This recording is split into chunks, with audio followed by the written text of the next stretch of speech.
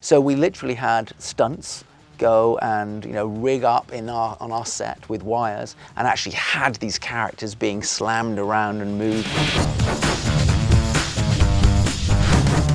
Beware my purr, my tentacles bite. I'm Lorraine. I might have fallen from space. I'm Langston. Ooh, and this is Earth's Mightiest Show. We're going to talk about all of the most 90s stuff in the Marvel Universe. Oh, and if we're going to talk 90s, let's talk about this. Higher, further, faster, baby. Marvel Studios' Captain Marvel is now available on digital HD and is coming to Blu-ray and DVD on June 11th. I'm obsessed. Oh, listen, I can't wait for all the extras, the blooper reel, deleted scenes, all the stuff. I want more, please. Oh my God, because I Flerken love this movie, especially because of all the 90s goodness. I'm talking fashion, soundtrack, so good. Oh, the settings, come on, Blockbuster Video. Oh, a Gourmet delight. choice. Bringing me back. And we're gonna be talking more about the 90s today, but I think first we should talk about the fact that I got to chat with visual effects supervisor Christopher Townsend all about creating Goose the Cat's cool secret skills, the Kree-Skrull battle, and Captain Marvel's big fall. But spoiler warnings ahead if you have not seen this film, but for those of you who have, you are in for a treat. This is super cool. Let's watch. Oh.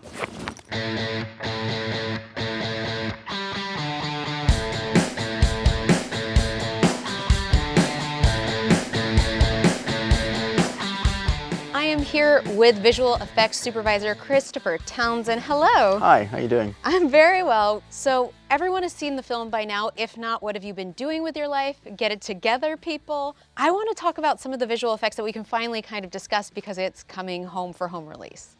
So first of all, I know we were all very excited to meet Goose the Cat. There's a lot more to Goose the Cat than maybe meets the eye, like a pocket universe full of tentacles or something like that. Something like that, yes.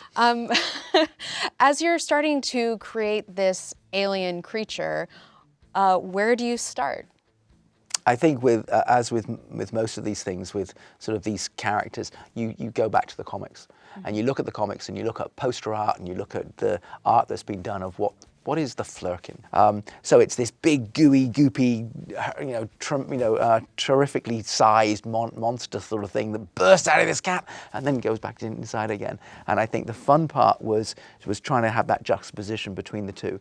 And when you're bringing that to life, obviously the Flerken will interact with the actors. How do you get him to interact with other characters and pull it all together? It's all very carefully orchestrated. We have one particular scene where the elite fighting force, the Kree guards, are coming in and are being slammed around.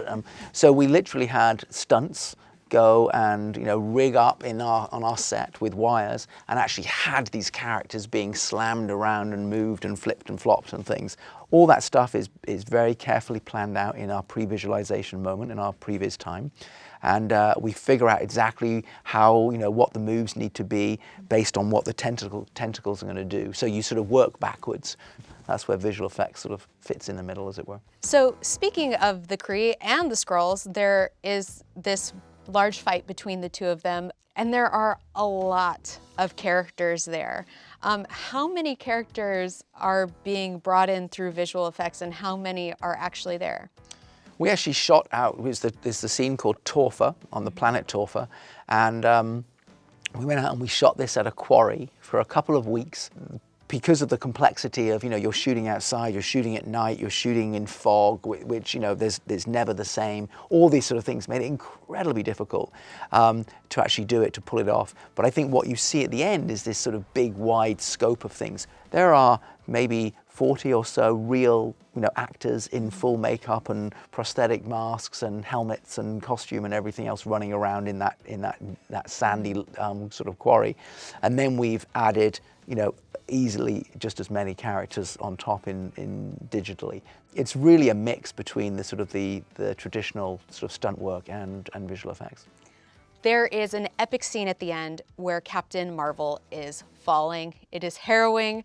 How do you place that? Because obviously we can't drop Brie Larson. Yeah, so obviously a lot of what we do is you're trying to make the impossible possible, and also making it hopefully look real so that an audience is there and never questions it. And there are many things we could have tried. We could have tried skydiving. We could have tried these sort of wind tunnels. We could have tried her on wires. We could have tried all sorts of different things. One of the things we realized very quickly was that for what we needed for her in this very specific moment is to be able just to use a digital double of her.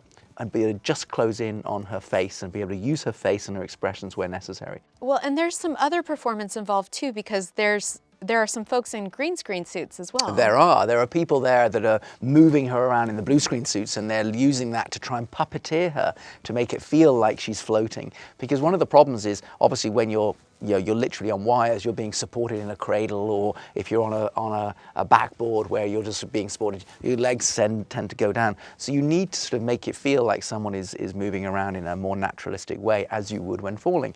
And we used a lot of that, not only as some of it is literally in the film, also a lot of it was just used as reference so that we can see how Bree's body moves in a particular way and how the costume moves in a particular way when she's doing a particular thing with her arms or legs. We also shot elements of just of her face. And so you can imagine we were, sitting in a studio with her sitting in a chair, and she's got the helmet on, and we'd say, "Okay, look scared. Okay, look over to your left. Look over to your right. Oh, now this is happening." And she was a real trooper, and amazing to watch a true professional as an actor being able to react to that and pretend that they're falling and panicking and looking. But it's just right here. And it's just here, and all we're capturing is just her face and her expressions. And we take all of that information, and then we would map that, we would project that onto a CG version of her. So what you see in the final film is generally a digital version of her falling, but with her performance mapped on, her face put onto the digital version of her. So you also got to create a very interesting realm that we've never seen in the Marvel Universe. And it's hard to say, it's more of a consciousness, we'll say, the Supreme Intelligence. How did you build that interaction, world, brain space? What do you call it? We call it the Supreme Intelligence Chamber. And I think it was a fascinating sort of bit of storytelling that we were trying to do in there. There's a lot of exposition that happens in that room. There's a lot of sort of definition of the characters that happen. But the idea was that the room exists in a reality. It's a virtual reality, but it should never look like virtual reality. It should always feel like a very real space. But we wanted to keep it a little bit surreal, and we went through many iterations from massive green hexagonal blocks to liquid worlds to almost Salvador Dali sort of art. We went through all sorts of things, but eventually ended up back at this very minimalist, sort of almost a white room and a clean room. And the idea being that you can almost, whatever you want to conjure in that room, you can make happen. There's a point in the movie where we twist and things get a bit more violent and aggressive, and then the room itself begins to collapse. And it was a really interesting challenge to try and figure out how to create something which would sort of satisfy both the serene and the violent all at once. Well, it is beautiful and very serene, and I would very much like to have that in my home, not the latter half, yes, but the first part, very nice. Yes. Thank you so much. You're very welcome. Oh, my pleasure. You guys be sure to watch Marvel Studios' Captain Marvel. It's available for digital download now. So many visual effects. The brains behind these things are bigger than me. It's mind-blowing. It really is mind-blowing. But you know what else is mind-blowing? I've got one bit of itty-bitty kitty trivia for you guys. I was waiting for the rest of that. I think this is so cool. Ginger cats IRL in real life tend to be genetically male. So our first hint that Goose is a little bit different is that she is female. Follow the clues. Yeah, isn't that good? And you find all the knowledge. I like that, yeah. Listen, there are so many more fun details from the comic books about Flerkens. Let's talk about those, right? Yeah, why don't we give these guys 4 Flerken facts from the comic books? Okay, number 1, how the tentacles work. So, in the comics, Flerkens contain these pocket dimensions that don't just help hold those pink tentacled maws. No, they can also carry anything up to the size of a whole dang universe. Simply put, Flerkens are bigger on the inside. Well, in the comics, these pocket dimensions are actually very handy for teleportation and time travel if you don't mind getting covered in a bunch of pink goo. It's damp. It's a damp way to travel, but it's convenient. But also that makes sense of how a Flerken could just end up on Earth. Yeah, also, hey, check this out. Flerkens are oviparous, is a word for you, which means like birds and reptiles, they lay eggs. Like lots of eggs, like a crazy amount of eggs. Yeah, it's a lot of eggs. But don't say anything mean about these cute little fluffs because they actually have human level intelligence. So brains and beauty and tentacles. And tentacles, watch out for the tentacles. So you learn something new every day. I love that. Well, hey, let's keep the fun rolling, right? With more 90s goodness, because it is Marvel's 8th anniversary, and this month we are celebrating, you guessed it, the 90s as we take a walk down memory lane with our friendly neighborhood toy hunter, Jordan Hembrough. Ooh, toy-rific. Let's check it out. Earth's Mightiest Show fans, what is up? I'm hanging out again with my good buddy, pop culture expert, Marvel toy hunter extraordinaire, Jordan Hembrough. Jordan, welcome back, my friend. Thank you so much. I am happy to be here. I am happy that you are here because as you can see in front of you are some toys from a wonderful decade that we are celebrating here for Marvel's 8th anniversary, the 90s, a decade that I grew up in. I was born in 1985. Oh, you're in for a treat. But I cannot wait. Oh, You ready? you're in for a treat. These are sneaker snappers from the 1990s. This is what I love about these. Look, no, hear me out. They snapped on the front of your sneakers, and it was like really a wearable kind of cool piece of fashion that you would wear to tell everyone, I'm a Marvel fan. I will tell you right now, I owned these sneaker Oh, snappers. there you go, really? Because my shoes would always come undone. In the industry, what we essentially call something like this is it branches from the toy category into something we call lifestyle. And that means that basically you can use it every day. I'm speechless because I owned these. These are, what? These are yours. What? We talk about the 1990s and toys. You cannot not talk about the X-Men. Whoa! What? I definitely own this Wolverine. Definitely had Wolverine. Definitely had this one. These are classic X-Men from Toy Biz during the 1990s. These toys ruled the toy stores. I gotta take a second and talk about Rogue. And you know what? They didn't realize how many females were actually playing with the toys. So what happened was Rogue and Storm were short packed. And what that meant is there was only 1 or 2 of them in every case of 12. Toy Biz started realizing, look, we've got to start making more Rogue. We have to start making more Storm. We have to start bringing these strong female superheroes to life into the toy industry, and they started making more and more of them. Jordan, I almost don't want to move on because this is my childhood is sitting right in front of me. But I've got more. Yes, I know. So let's do some more. Yeah, I've got more. All right. Get in. Are you serious? It's the Spider-Man animated series Daily Bugle playset. This was on a Christmas list. Anyone who grew up in the 90s loved the Spider-Man animated series. It was a great piece. It was expensive. Yeah, that's what I remember the big thing. My mom was like, no. It was packed full of as many factors as they can get into one look playset. At this. Like, you look at all the stuff that's on the back. You see all the characters. The idea behind the playset was to actually sell more action figures because you created a play environment and you created a big play environment. Well, guess what?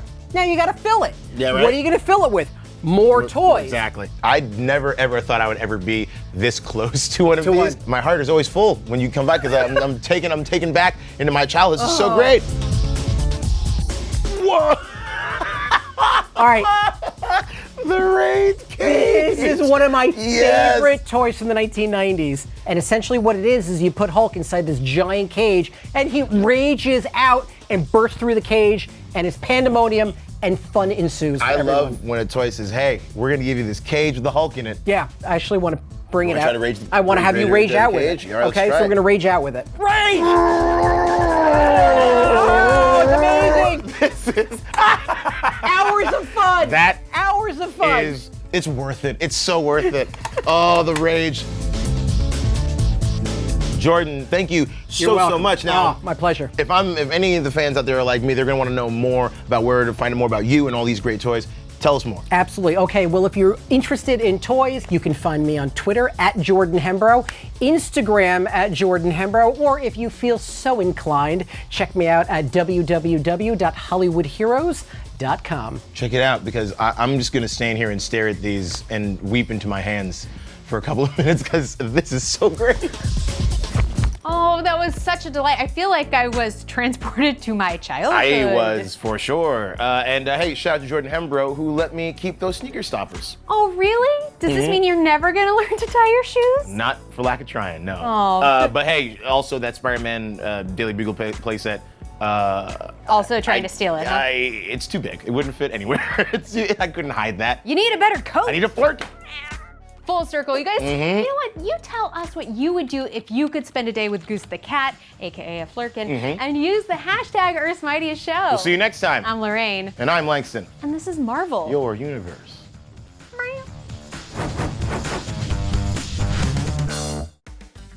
Thanks for watching Earth's Mightiest Show. If you like this, please like this, leave us a comment, and subscribe to the Marvel channel. Or click the box over there to watch our last episode. Get your Flerken out of here, please. Oh, I can't control this Rub it thing. against my leg.